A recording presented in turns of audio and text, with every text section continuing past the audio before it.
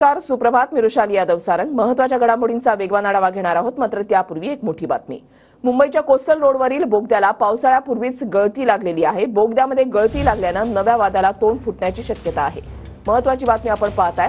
Coastal रोडवरील बोगद्याला या ठिकाणी गळती लागल्याचं पाहायला मिळाले आहे. हा कोस्टल रोडचं लोकार्पण नुकतंच झालेलं आहे आणि आता या बोगद्याला पावसाळ्यापूर्वीच गळती लागलेली आहे. कोस्टल रोडवरचा हा बोगदा जो आहे तो आपण या ठिकाणी पाहताय. पाणी या ठिकाणी झिरपतंय. आढावा घेतलेला आहे आमच्या प्रतिनिधींनी. पाहूयात. कोस्टल रोडला पावसाळ्यापूर्वीच आता गळती सुरू झालेली आहे. मी सध्या या टनलच्या आतमध्ये आहे, जी टनल वरळीपासून मरीन ड्राईव्हच्या दिशेने निघते आणि आपण या ठिकाणी पाहतोय की पाणी गळू लागलेलं आहे. या ठिकाणी जे पाणी आहे ते या बोगद्याच्या वरच्या दिशेनं खाली आपल्याला गळताना स्पष्टपणे पाहायला मिळते. तर ज्या भिंती आहेत त्या भिंतींना सुद्धा आता आपण पाहतोय की ओलसरपणा आलेला आहे आणि तो स्पष्टपणे जाणवला जातोय.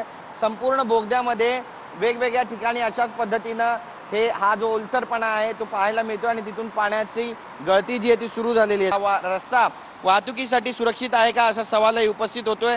उद्या मान्सून पूर्व आढावा बैठक मुख्यमंत्री उपमुख्यमंत्री घेणार आहेत आणि या बैठकीमध्ये हा प्रश्न सुद्धा उपस्थित होणार आहे. 11 मार्चला हा कोस्टल रोड सुरू करण्यात आला होता आणि भारतातील टनल बोरिंगचा पहिल्यांदाच वापर करून हा बोगदा तयार करण्यात आलेला आहे. हजारो कोटींचा खर्च करून सुद्धा मुंबईच्या समुद्रातून हे 2 टनल बनवल्यानंतर अशा पद्धतीची जर गळती होत असेल तर वाहन चालकांसाठी हा बोगदा आणि हा रस्ता कितपत सुरक्षित मानला जाऊ शकतो यावर प्रशासन नेमकी काय भूमिका घेणार आहे पाहणं महत्त्वाचं ठरेल.